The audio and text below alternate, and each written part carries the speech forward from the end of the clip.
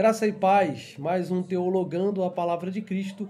Vamos falar agora a partir do capítulo de número 27 de Mateus, e o versículo ao qual nós vamos falar é de 45 até o 55, que vai falar a respeito da morte de Jesus. O primeiro versículo, que é o 45, diz que desde a hora sexta até a hora nona houve trevas sobre toda a terra. Não sabemos como sobrevieram essas trevas, mas é certo que Deus foi o causador. A natureza ela estava testemunhando a gravidade da morte de Jesus, enquanto seus amigos e inimigos se mantinham silenciosos na escuridão que os cercava. As trevas daquela tarde de sexta-feira era uma manifestação física e espiritual ao mesmo tempo, demonstrando ali a tristeza, a dor, né? Porque Deus, ele também tem sentimentos, ok? E ao mesmo tempo um momento de alegria e satisfação, porque o seu filho cumpre mais uma vez a ordem obediente de Deus de morrer pelos pecados dos seres humanos, ok? Então isso é muito importante a gente estar colocando aqui para que você possa ter ciência de que Jesus morreu por você, Jesus morreu por nós. No versículo de número 46, Jesus ele não estava questionando Deus, ele estava exclamando a primeira frase do Salmo de número 22, Eli, Eli, lama sabachthani, que quer dizer, Deus meu, por que me desamparastes? Uma profunda expressão da angústia que sentia ao carregar os pecados do mundo sobre ele, o que causava sua separação então do Pai. Cara, isso é muito interessante, porque quando Jesus ele entrega, que ele fala assim, Eli, Eli, lama sabachthani, que ele diz assim, Deus meu, por que me desamparaste? Naquele momento, então, se concretiza, tá? Essa questão que eu acabei de falar aqui. Jesus, então, crucifica o pecado do mundo está sobre ele, e diz que a própria palavra, o próprio profeta diz que os nossos pecados, eles fazem separação entre nós e Deus, e ali naquele momento se cumpre então também esta palavra, né? Então Deus se separa daquela questão ali de Jesus, ele faz essa separação, ele sai como Pai, e ali fica Jesus então sozinho, vamos dizer assim, entre aspas, tá? Por causa dos nossos pecados.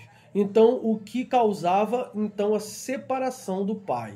Isto era o que Jesus mais temia quando orou no jardim de Getsêmani, pedindo que Deus afastasse dele o cálice, como diz lá no capítulo de número 26, versículo de número 39. A agonia física era terrível, mas pior era o período de separação espiritual de Deus.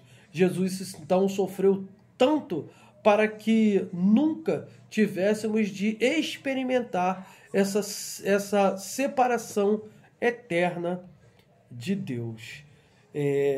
Todas as vezes que algum pastor faz um apelo, ou algum líder espiritual faz um apelo, ou até mesmo algum discípulo de Cristo, seja ele um pequeno servo de Jesus, e faz um apelo e diz, você aceita Jesus, ou você crê em Jesus como seu único e suficiente Salvador, quando esse momento é declarado então que ele morre por nós e fica separado do Pai, porque todos os nossos pecados estavam sobre ele.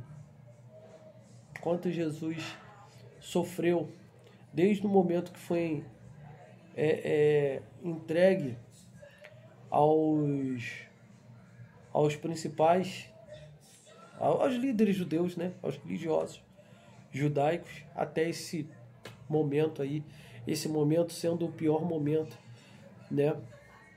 Muitos teólogos dizem que, como eu já falei, é o pior momento porque o pecado do mundo está sobre ele e ele sente então esse desamparo de Deus, essa separação de Deus por causa do pecado do mundo que está sobre ele.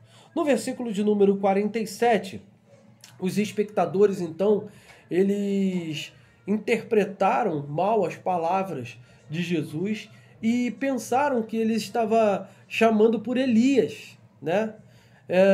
Pelo fato do profeta ter sido arrebatado, como diz lá em 2 Coríntios, capítulo 2, versículo 11. Os judeus, eles acreditavam que ele voltaria para livrá-los de grande provação, como diz lá em Malaquias, capítulo 4, versículo 5.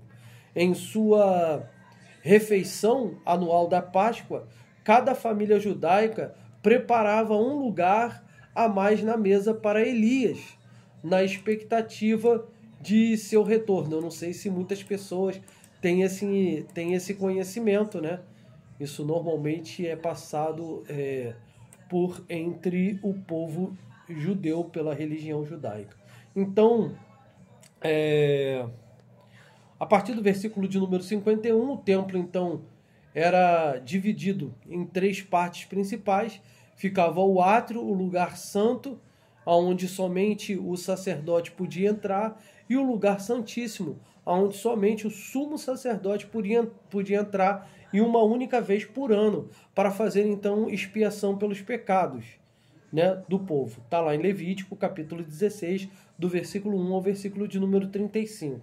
Nesse lugar, então, a cortina que ela separava o lugar santo do lugar santíssimo, ela se rasga de alto a baixo e parte, então, em 2 partes. No momento da morte de Cristo, simbolizando, então, a barreira que havia entre Deus e a humanidade fora removida e nós fomos definitivamente reconciliados com Cristo, agora tendo livre acesso ao Pai diretamente, sem precisar de nenhum intercessor humano, que no caso aí seria o sumo sacerdote. Agora todos poderiam aproximar-se de Deus por meio do sacrifício que Cristo fez ao levar sobre si todas as nossas dores e todos os nossos pecados e todas as nossas enfermidades. Ver também lá em Hebreus capítulo 9, do versículo 1 ao versículo 14, e Hebreus capítulo 10, do versículo 19 ao versículo 22. Muito preciosa estas palavras. Ainda no versículo 52 e 53, a morte de Cristo, ela foi acompanhada, ao menos, por 4 acontecimentos milagrosos. Primeiro as trevas, depois a ruptura da cortina do templo, um terremoto e a ressurreição dos mortos em seus túmulos. Alguns judeus, então, ressuscitaram dos mortos. Portanto, a morte de Jesus, ela não podia ter passado desapercebida. Todos sabiam que algo muito significativo havia acontecido naquele momento. Ok? A partir do versículo de número 57, fala-se então a respeito do sepultamento de Jesus, ao qual nós não vamos tratar agora, trataremos no próximo Teologando a Palavra de Cristo. Que Deus te abençoe, que Deus nos abençoe, que o Espírito Santo de Deus continue a nos ensinar cada dia mais, e fiquem todos na graça e na paz de Cristo, em nome de Jesus. Até a próxima.